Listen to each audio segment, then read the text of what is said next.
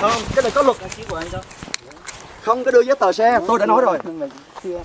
Đây Anh là người thi hành luật mà anh không biết luật. Mở cái video quay giùm tôi. Chứng minh được rằng là anh đang vi phạm giao thông nha. Anh đi trên đường giao thông anh vi phạm Anh giao phải chứng thông minh được người ta sai. anh chứng minh rằng là anh làm, anh đang vi phạm một cái gì đó thuộc về luật pháp trên giao thông nha. em kiểm tra khoanh tiền số liệu như trái vi phạm. Đó kiểm tra để chứng minh cho Rồi bà. tôi Alo. yêu cầu các anh kiểm tra xuất trình giấy tờ xe, còn anh kiểm tra giấy tờ. Biết rồi, tôi chính xử trách rồi TP. Cảnh sát đang giữ xe ở ngoài. Là lệnh Tôi đang chặn xe. Kiểm tra xe đàng hoàng. Nhật ký tuần tra kiểm soát. Nữa. Nhật ký cũng có chị. Anh nói gì bây giờ đang giấu nhà nước hay sao? Không có giá trị. Nhật không. Tôi phải hiểu nhật ký là cái mà anh làm việc. Tôi Còn đang khi mà anh có lệnh đang nói phải chặn anh. đang kế hoạch nhá. Tôi đang nói cái này có kế hoạch đàng hoàng, dấu đỏ đây anh bảo cái gì? Rồi đâu, anh mở chỗ nào? Nó phải có lệnh kiểm tra xe. Rồi anh mở là chỗ nào, cái điều nào là Cái chặn? kế hoạch của chúng tôi nhá, được phép. Cái chỗ nào mà ghi là chặn tất cả xe, không có cái chiều đó. Bây giờ tôi đang yêu cầu các anh là xuất trình giấy tờ để anh em tôi kiểm tra. Và đề Anh nghị có được kiểm tra tất cả các các cháu kiểm tra về chứng minh nhân dân. Không. Kiểm tra tạm giữ. Quý vị đang làm hoàn toàn sai luật. Tất cả không và nội dung của lệnh này Thôi rồi, là sai gì? đâu, chúng tôi sẽ chịu. Không các phải, anh. anh cần phải làm đúng. Xin lỗi, anh chúng tôi là anh người là gì dân hả? giám sát pháp Tôi luật. mời các anh coi như là xuất trình giấy tờ xe để tôi kiểm tra. Tôi là mục sư Lê Minh Đức, xin lỗi, quý danh của anh là gì ạ? Tôi là Lê Tiến Đạt. Lê Tiến Đạt. Vâng. Xin lỗi, chức vụ anh là gì ạ? Tôi là đội trưởng công an huyện Mường Trà đấy. Dạ, đội trưởng công an huyện Mường Trà. Ok, tôi sẽ phản ảnh lại với lại tôi mới làm việc với lại phó chủ tịch huyện Mường Trà xong nha. Và ở trong đó có phó công an huyện Mường Trà đang ở trong đó. Và công an tỉnh đang ở trong đó. Tôi đã phản ảnh rất rõ mấy anh em đó. Làm việc rất là tệ. Đây là chúng tôi làm theo coi như là kế hoạch của chúng tôi. Cái Không, hai nữa là cái này không phải lệnh anh. Chúng tôi được phép kiểm tra. Tôi xin Còn xác nếu mà nhận với anh đang làm sai. Đề nghị anh nhá, nếu mà anh cần thắc mắc thì mời các anh vào trụ sở công an. Vấn đề nó không phải thắc mắc mà đưa anh vào nhà người ta Anh đang làm kiểm tra. sai. Thì Vâng, anh phải chúng tôi làm sai đâu. Quý vị đang làm sai đấy. Chúng tôi có kế hoạch đàng hoàng. Tôi xin nói rõ rằng người dân đóng tiền để nuôi các anh, không phải làm hại người dân, không phải là đàn áp người Đây dân, là anh em không mà là hỗ trợ người dân. Đây không làm gì cả. Không làm gì cả mà anh chặn tất cả các xe lại. Chúng tôi đang chạy chậm mà có mũ bảo hiểm đàng hoàng. Chúng tôi đang kiểm tra giao thông bình thường nhá, các anh nên nhớ. Dạ, bất thường đó anh, không phải bình thường đâu. Chúng tôi kiểm tra bình thường ấy. Không Dạ, có bất gì thường. là sai cả. Bất thường đó anh à. Không có giao thông nào, anh đi xuống Hà Nội và tất cả mọi miền trên đất nước, không có giao thông nào tự động chặn xe người ta nếu không có vi phạm. Tôi đang xin lỗi anh này, chúng tôi đang làm nhiệm vụ và chúng tôi kiểm tra về giao thông nhá. Các anh cứ xuất trình Nếu giấy tờ. dạ đúng anh có thể làm điều đó được quyền kiểm với tra. một điều kiện anh phải có giấy phép, và giấy phép đó một là từ viện kiểm sát nhân dân, hai là chủ tịch huyện, phó cũng không được ký nữa. Đó là luật. Và vừa rồi cách đây một tuần là tướng của công an giao thông mới vừa ra luận đó và cho chúng tôi biết rằng bất cứ quý vị nào đi giao thông mà ai vi phạm điều đó thì đề nghị ghi hình lại và nộp cho. Vâng, đề nghị các Chúng tôi đã làm điều đó rồi, chúng tôi đang làm điều đó. Vâng, anh cứ ghi. Dạ, chúng tôi đã làm điều đó. Vâng. Dạ, chắc chắn như vậy. Quý vị sẽ được nổi tiếng. Anh cũng phải xem cái luật cái anh làm. Không phải là anh Ông luật đây nhầm là chúng tôi làm. Quý vị khi mặc cái đồ đồng phục vô thì phải làm tròn cái trách nhiệm của mình, hả?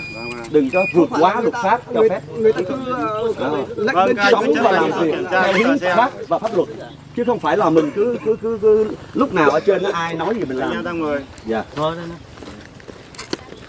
Cháu vào cháu viết cái để Mà cái gì phải viết? Có sai gì phải viết? Hả? Không, đây không phải đội mình. Anh em không có gì sai ạ. Được chưa? Không có sai thì chúng tôi Nguyên tắc là thế này, anh không được chặn khi xe không có vi phạm. Đó là vấn đề. Anh làm giao thông mà anh không biết về luật đó thì tôi nghĩ là anh nghĩ anh lột áo ra ngoài. Cái chương trình là kiểm tra. Không. Kiểm tra Đúng. công an không bao giờ. Nếu anh kiểm tra đột xuất thì anh phải có cái lệnh từ viện kiểm sát hoặc là chủ tịch, phó chủ tịch không có quyền ký. Đó là luật của nhà có nước. cái chương trình theo tuần theo tháng. Tất cả Anh ạ. hai là Còn nếu như có lệnh đột xuất tôi có đầy đủ báo cáo không phải anh có lệnh đột cần xuất thiết anh phải thì có trân lệnh. trọng mời các anh vào trong Nói đồn rõ công quý an vị là quý vị đang làm sai về luật pháp. Tôi mới nói chuyện Chúng với tôi tỉnh chỉ xong. muốn làm công bằng. Tôi đang trân trọng mời các anh, nếu anh có ý kiến gì mời các anh lên đồn qua. Không thua gì. Nha. Toàn bộ ý kiến của tôi sẽ nộp thẳng lên trung ương, không Vâng. cần phải về đồn. Yên tâm vấn đề đó. Vâng. Toàn bộ ý kiến của anh sẽ nộp thẳng lên bàn Vâng, của vâng, tướng vâng, giao thông vâng. và họ sẽ biết rằng quý vị là ai. Vâng. không phải. Trong khi đó đây là một trong những cái lệnh mà nó không phải là nằm trong lệnh của tuần, tháng hay là quý hay giờ chương trình. Chúng tôi có Có hết. nghĩa là ở cái đội này là anh là chủ nhiệm chính đúng không ạ? Vâng, tôi Dạ, chịu dạ, trách nhiệm dạ, chính. dạ rồi. Vâng. Cái giấy vi Hồi nãy anh nói anh Lê gì? Lê gì anh nhỉ? Xin lỗi, anh né cái Tôi gì xin được lỗi, rồi. tôi giới thiệu anh, tôi là Lê Tiến Đạt, đội trưởng Lê đội giao Tiến thông Đạt. công an huyện Mường Trà. Dạ dạ. Nhá. Đội trưởng cảnh giao thông huyện Mường Trà. Lê Tiến Đạt, anh Đạt. Rồi ok. ký tên tức là em không vi phạm gì. Vấn đề quý vị đang làm sai, quý vị phải hiểu như vậy. Cái xe xui Hai em cũng vậy, hai em phải hiểu như vậy. Người trên kia là xe xui kiểm tra các bác Mình có cái luật làm quan chứ Bây không phải là giờ muốn trận xe là trận, không có cái luật đó. không vì riêng các anh kiểm tra mà tôi kiểm tra chung cả mọi người nhé. Không. Riêng ai khi ra tham gia giao thông. Tôi xin nói rõ, Vâng. quý vị không có quyền chặn xe nếu xe nó không vi phạm luật pháp. Và nếu mà quý vị có quyền chặn tất cả các xe như thế này thì mai quý vị đã có một cái lệnh từ viện kiểm sát nhân dân hoặc là chủ tịch. Đó là cái luật của Việt Nam Chúng mình. tôi đều có kế hoạch tuần tra kiểm đăng ký soát, xe đều chưa? có chỉ đạo của Quý vị Giao đăng ký xe cho mọi người hết chưa? Được rồi, tất cả vấn đề này đã được ghi rồi. Tất cả mọi vấn đề chúng tôi Dạ, làm anh đều Đạt đúng à? cả. Vâng. Anh sẽ được nổi tiếng.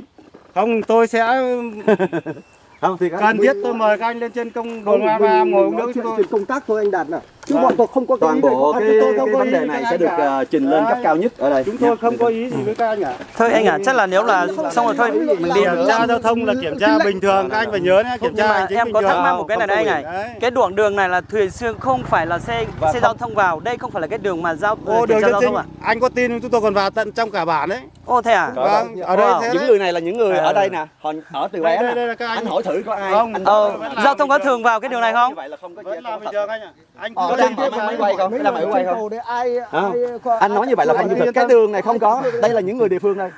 đường tỉnh lộ, đường xã lộ chúng tôi vào đây bình Không có thường. quyền anh ạ. Kiểm tra. Anh phải có lệnh. Anh đang làm sai. Tôi nói rõ với anh Đạt như vậy nhé. Anh em mình cứ nhẹ nhàng. Dạ, nói. rồi. Tôi nhẹ nhàng thôi. anh làm theo luật, anh làm theo Nhưng lệnh, mà- nhưng mà chúng tôi nói anh thực thi luận lệnh anh vẫn phải đọc Dạ. cái lệnh này. Chứ không phải là dễ làm đâu, bọn tôi cũng nắm được luật. Tôi nói rõ với Chúng anh tôi á. đủ giấy tờ để biết rằng là Dạ. chúng tôi rất là biết luật.